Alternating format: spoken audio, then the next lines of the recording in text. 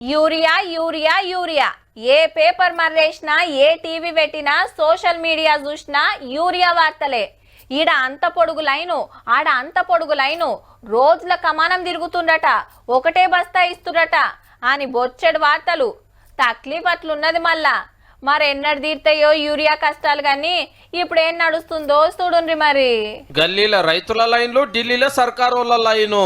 మాకు సరిపోనియాలని రైతులు, మా రాష్ట్రానికి జాలతలేదని మంత్రులు, ఎంపీలు. ఈడ స్టేట్ సర్కార్ అడిగితే వీళ్ళు పోయి సెంటర్ గవర్నమెంట్ అడుగుడు. నెల 15 రోజుల కంచెలు ఇదే కథ. సెంటర్ ఎరువుల చిన్న మంత్రి అనుప్రియ మేడాన్ని కలిసి ఈ నెల ఇంకో 2 లక్షల టన్నుల యూరియా కావాలని కోరిండు మన వ్యవసాయ మంత్రి తుమ్మల సారు. ఇప్పుడే గింత తిప్పల కాబట్టి రేపు యాసంగి గిట్లా కావద్దా అని అప్పటిది కూడా ఇప్పుడే అడిగిండు. నెల 2 లక్షల టన్నుల లోడ్ తప్పకుండా పంపాలని. మాకు గ్యాప్ ఇంకా 2 లక్షల చిల్లర ఉంది. ఈ ఖరీఫ్ లో ఇవ్వాల్సింది, దాన్ని కూడా ఈ నెల రోజుల్లోనే ఇస్తే రబీకి కూడా మేము ప్లాన్ చేసుకోగలుగుతాం. ఈ వారంలో ఇంకొక 40,000 ఎక్స్ట్రా ఇస్తామని చెప్పడం కూడా జరిగింది. అన్ని రాష్ట్రాలకు సప్లై చేయవలసిన జిమ్మదారి దేశాన్ని ఏలేటోళ్ళదే. మరి అయితే ఈ వారంలో 80,000 టన్నుల లోడ్ వస్తుందట. కానీ అది ఏ మూలకు జాలేటట్టు లేదు. వరి, పత్తి, మక్క అన్నిటికీ ఇస్తారా?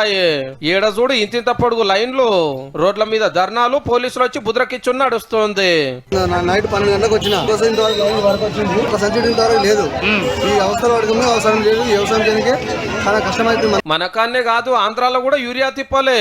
సెంటర్ గవర్నమెంట్ లో పొత్తున్న చంద్రన్న కూడా చేతుల మీదకి లేవట్టిండు. మీదకించి సరిపోని రాంతి నేనేం చేయాలి నాని. కాకుంటే రైతులకు ఆఫర్ ఇచ్చిండు. ఇప్పుడు ఎవరెంత వాడుతున్నారో లెక్కుంటది కదా. వచ్చే తాపకు తగ్గించుకుంటే బస్తాకి 800 రూపాయలు రైతుల అకౌంట్ లో ఇస్తారట.